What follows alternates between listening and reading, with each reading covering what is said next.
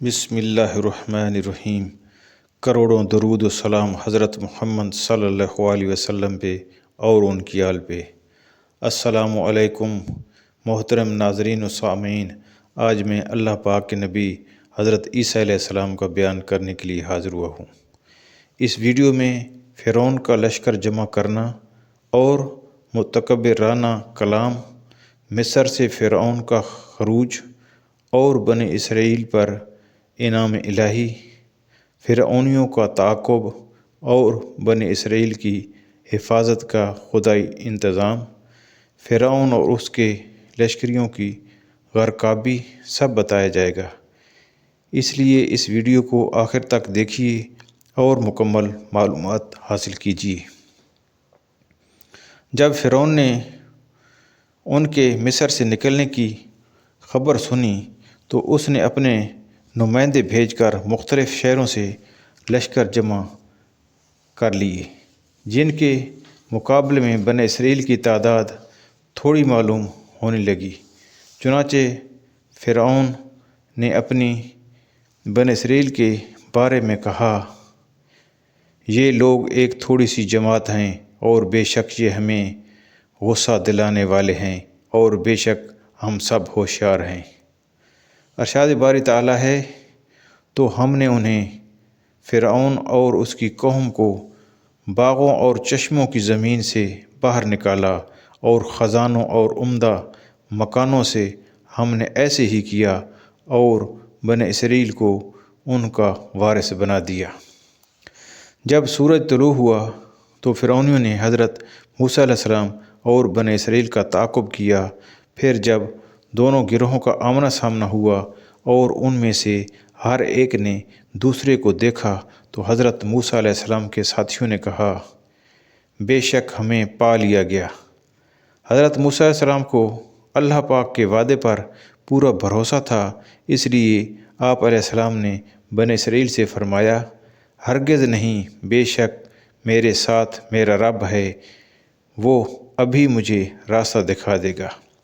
اللہ پاک نے حضرت موسیٰ علیہ السلام کی طرف وحی بھیجی کہ اپنا عصا دریا پر مارو۔ چنانچہ حضرت موسیٰ علیہ السلام نے دریا پر عصا مارا تو اچانک وہ دریا پھٹ کر 12 راستوں میں تقسیم ہو گیا۔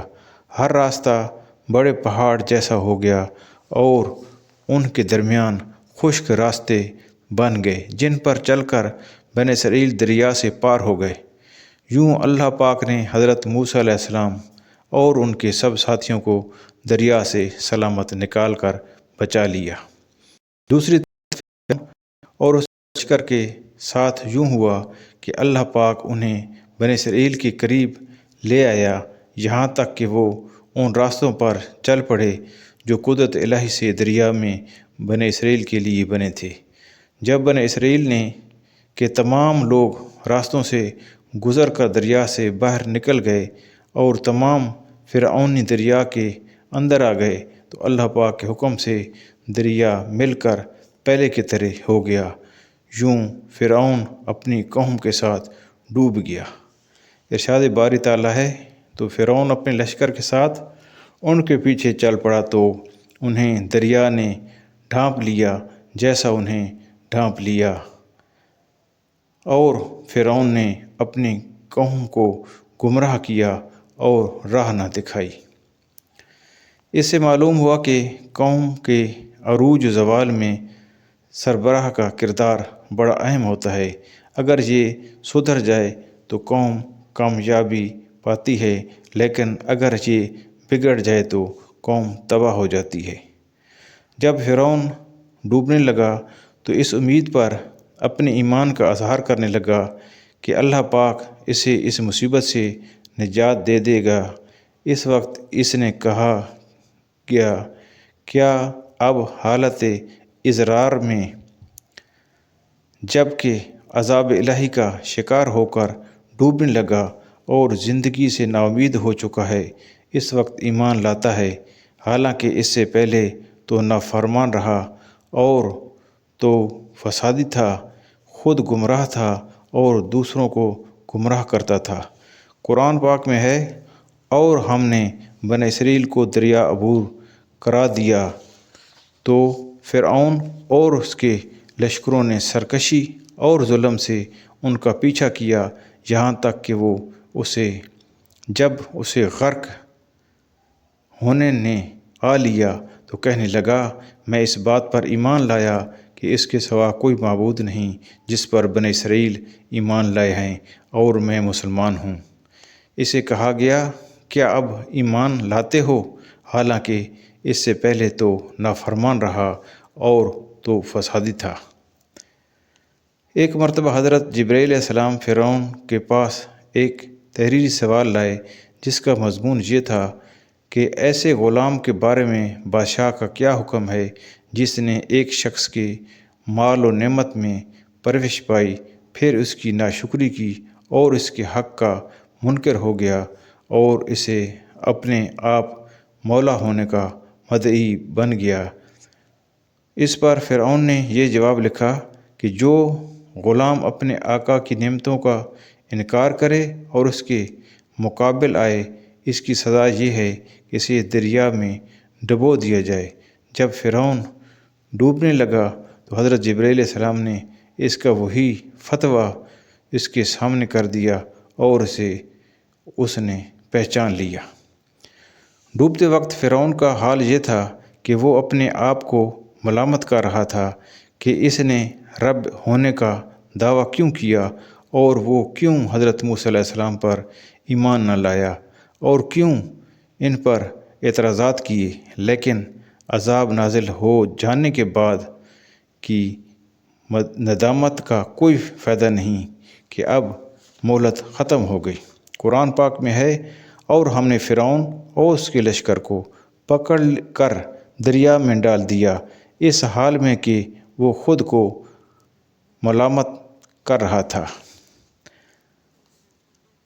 جب اللہ پاک نے فرعون اور اس کی قوم کو غرق کیا اور حضرت موسیٰ علیہ السلام نے اپنی قوم کو ان کی ہلاکت کی خبر دی تو بنی اسرائیل میں سے بعض کو شبہ رہا اور فرعون کی عظمت و ہیبت جو ان کے دلوں میں تھی اس کے باعث انہیں اس کی ہلاکت کا یقین نہ آیا، تو اللہ پاک کے حکم سے دریا نے فرعون کی لاش ساحل پر پھینک دی۔ بنی اسرائیل نے ان کو دیکھ کر پہچان لیا۔ ڈوبتے وقت فرعون سے یہ بھی کہا گیا، آج ہم تیری لاش کو بچا لیں گے تاکہ تو اپنے بعد والوں کے لیے نشانی بن جائے، اور بے شک لوگ ہماری نشانیوں سے ضرور غافل ہیں۔ فرعون کی لاش آج بھی محفوظ ہے اور قاہرہ کے میوزیم میں لوگوں کے لیے عبرت کی نشانی کے طور پر موجود ہے۔ مزید فرمایا، تو ان پر آسمان اور زمین نہ روئے اور انہیں مہلت نہ دی گئی۔ فرعون اور اس کی قوم کو دنیا میں غرق کر دیا گیا اور اس کے بعد سے برزخ میں انہیں صبح و شام آگ پر پیش کیا جاتا ہے، یعنی وہ اس میں جلائے جاتے ہیں، اور جس دن قیامت قائم ہوگی اس دن فرشتوں کو حکم فرمایا جائے گا کہ فرعون والوں کو جہنم کے سخت تر عذاب میں داخل کرو۔ ارشاد باری تعالیٰ ہے، آگ جس پر صبح و شام پیش کیے جاتے ہیں، اور جس دن قیامت قائم ہوگی حکم ہوگا فرعون والوں کو سخت تر عذاب میں داخل کرو۔ حضرت عبداللہ بن مسعود رضی اللہ تعالیٰ عنہ فرماتے ہیں، فرعونیوں کی روحیں سیاہ پرندوں کے قالب میں ہر روز 2 مرتبہ صبح و شام آگ پر پیش کی جاتی ہیں، اور ان سے کہا جاتا ہے کہ یہ آگ تمہارا مقام ہے اور قیامت تک ان کے ساتھ یہی معمول رہے گا۔ اس آیات سے عذاب قبر کے ثبوت پر استدلال کیا جاتا ہے، کیونکہ یہاں پہلے صبح و شام فرعونیوں کو آگ پر پیش کیے جانے کا ذکر ہو اور اس کے بعد قیامت کے دن سخت تر عذاب میں داخل کیے جانے کا بیان ہوا۔ اس سے معلوم ہوا کہ قیامت سے پہلے بھی انہیں آگ پر پیش کر کے عذاب دیا جا رہا ہے، اور یہی قبر کا عذاب ہے۔ دنیا میں ہلاکت و بربادی سے دوچار ہونے والے فرعون اور اس کی قوم کے اخروی عذاب اور دنیاوی رسوائی سے متعلق ارشاد باری تعالیٰ ہے۔ اور بے شک ہم نے موسیٰ کو اپنی آیتوں اور روشن غلبے کے ساتھ بھیجا فرعون اور اس کے درباریوں کی طرف، تو انہوں نے فرعون کی پیروی کی، حالانکہ فرعون کا کام بالکل درست نہ تھا۔ فرعون قیامت کے دن اپنی قوم کے آگے ہوگا، پھر انہیں دوزخ میں لا اتارے گا، اور وہ اترنے کا کیا ہی برا گھاٹ ہے، اور اس دنیا میں اور قیامت کے دن ان کے پیچھے لعنت لگا دی گئی، کیا ہی برا انعام ہے جو انہیں ملا۔ اس سے معلوم ہوا کہ دنیا کی رسوائی اور نیک لوگوں کا ہمیشہ کسی پر لعنت کرنا اللہ پاک کا عذاب ہے، جبکہ ذکر خیر اور اچھا چرچا اللہ پاک کی رحمت ہے۔ ارشاد باری تعالیٰ ہے، اور انہیں ہم نے پیشوا بنا دیا کہ آگ کی طرف بلاتے ہیں، اور قیامت کے دن ان کی مدد نہیں کی جائے گی، اور اس دنیا میں ہم نے ان کے پیچھے لعنت لگا دی، اور قیامت کے دن وہ بری حالت والوں میں سے ہوں گے۔ اس آیت کے مصدقات آج کل کے وہ لوگ بھی ہیں جو لوگوں کو کفر و گمراہی اور بدعملی کی طرف لاتے ہیں، ان پر اپنے اس عمل کا گناہ ہوگا، اور جو لوگ ان کی پیروی کر رہے ہیں وہ بھی گناہ گار ہوں گے، اور دعوت دینے والوں کے کندھوں پر اپنے عمل کے گناہ کے علاوہ ان کی پیروی کرنے والوں کے گناہوں کا بوجھ الگ ہوگا۔ اللہ پاک ایسے لوگوں کو اپنے حال پر رحم کھانے اور اپنے اس برے عمل سے باز آنے کی توفیق عطا فرمائے، آمین ثم آمین۔ فرعون اور اس کے لشکریوں کا انجام ان کے بعد آنے والی قوموں اور ہم مسلمانوں سبھی کے لیے باعث عبرت ہے۔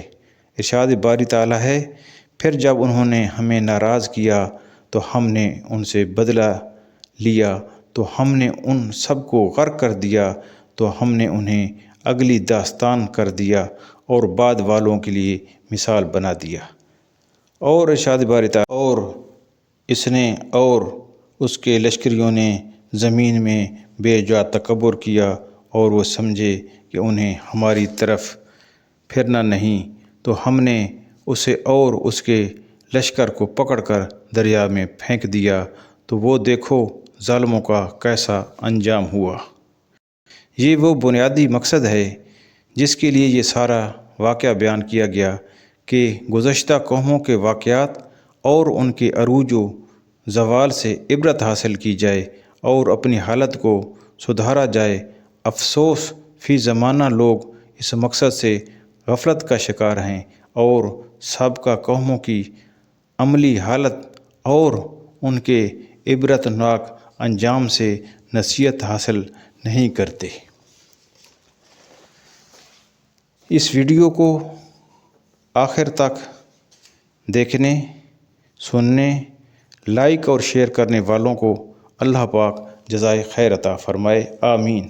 اس چینل کو ابھی تک اگر سبسکرائب نہیں کیا تو ابھی سبسکرائب کر لیں، تاکہ ایسی اسلامی ویڈیوز آپ تک پہنچتی رہیں۔